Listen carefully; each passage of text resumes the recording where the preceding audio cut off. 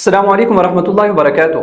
محترم ناظرین، اگر میں آپ کو یہ بتاؤں کہ دنیا کے اندر قرآن مجید کا ایک نسخہ ایسا ہے جو انسان کے خون سے لکھا گیا ہے تو کیا آپ یقین کر لیں گے؟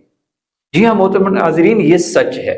صدر صدام حسین کی شخصیت تاریخ کے ان ابواب میں شمار ہوتی ہے جہاں سیاست، طاقت، مذہب اور نفسیات ایک دوسرے سے الجھ جاتے ہیں۔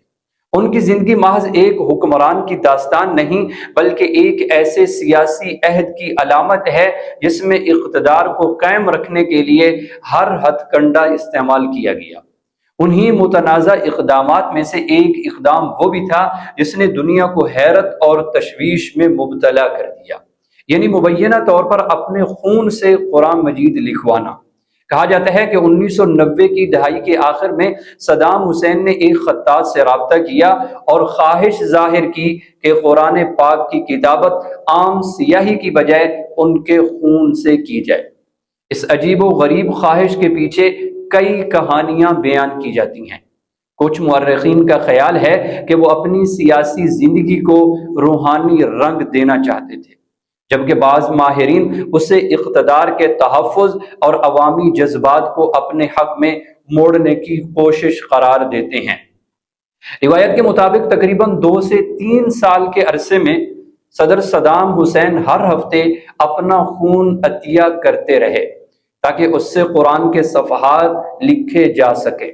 دعویٰ کیا جاتا ہے کہ اس مقصد کے لیے تقریباً 24 لیٹر خون استعمال ہوا اور قرآن مجید کے 605 صفحات تیار کیے گئے، جو بعد ازاں بغداد کی مسجد جامع ام القریٰ میں محفوظ کیے گئے۔ اس مسجد کو بھی صدر صدام حسین نے تعمیر کروایا تھا اور اسے اپنی سیاسی و مذہبی شناخت کا اظہار کا ذریعہ بھی بنایا۔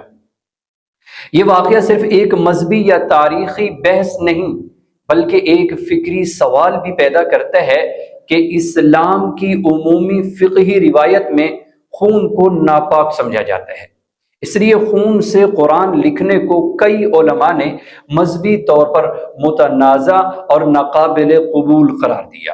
مگر دوسری طرف قرآن مجید چونکہ اللہ کا مقدس کلام ہے، اس لیے اسے مکمل طور پر ختم کرنا، تلف کرنا بھی ممکن نہیں تھا۔ اسی وجہ سے بعد کے ادوار میں اسے چھپا کر محفوظ رکھنے کا فیصلہ کیا گیا۔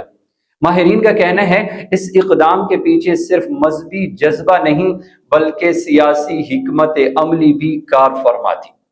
صدر صدام حسین اس دور میں داخلی اور خارجی دباؤ کا شکار تھے۔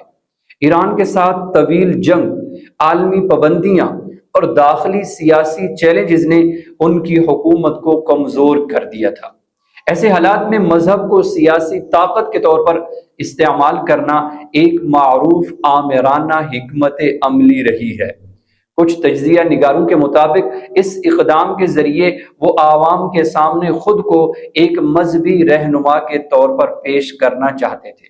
انہوں نے مساجد کی تعلیم، مذہبی تعلیم کے اداروں کے قیام اور مذہبی علامات کے استعمال کے ذریعے اپنی سیاسی ساکھ مضبوط کرنے کی کوشش کی۔ ان کے بعض بیانات سے ظاہر ہوتا ہے کہ وہ اپنی زندگی کو خدائی حفاظت کے سائے میں دیکھنا چاہتے تھے، خاص طور پر جب ان کی حکومت کو اندرونی بغاوتوں اور بیرونی خطرات کا سامنا تھا۔ تاہم دوسری رائے یہ ہے کہ اتنی بڑی مقدار میں خون کا ذاتی عطیہ دینا طبی طور پر تقریباً ناممکن معلوم ہوتا ہے۔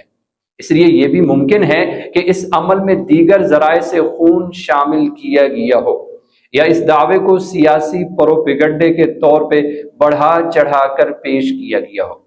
2003 میں امریکی مداخلت کے بعد اس قرآن کے صفحات کو عوامی نظروں سے چھپا دیا گیا۔ کچھ صفحات اب بھی بغداد میں محفوظ مانے جاتے ہیں، جبکہ ان کی مکمل موجودگی کے بارے میں کوئی قطعی تصدیق موجود نہیں۔ یہ نسخہ آج بھی ایک تاریخی سوال کی صورت میں زندہ ہے۔ کیا یہ واقعی عقیدت کا اظہار تھا یا سیاسی طاقت کا مظہر؟ اس پوری کہانی میں ایک گہرا سبق پوشیدہ ہے۔ تاریخ بتاتی ہے جب سیاست مذہب کا لباس پہن لیتی ہے تو حقائق اور جذبات کے درمیان فرق دھندلا جاتا ہے۔ صدام حسین کا یہ اقدام بھی اسی کشمکش کی علامت سمجھا جاتا ہے۔ جہاں طاقت، خوف، عقیدت اور سیاست ایک ہی فریم میں سمٹ آئے تھے۔ یوں خون سے لکھے قرآن کا یہ معمہ آج بھی تاریخ کے صفحات میں ایک سوال بن کر موجود ہے، ایک ایسا سوال جس کا جواب شاید آنے والی نسلیں بھی تلاش کرتی رہیں گی۔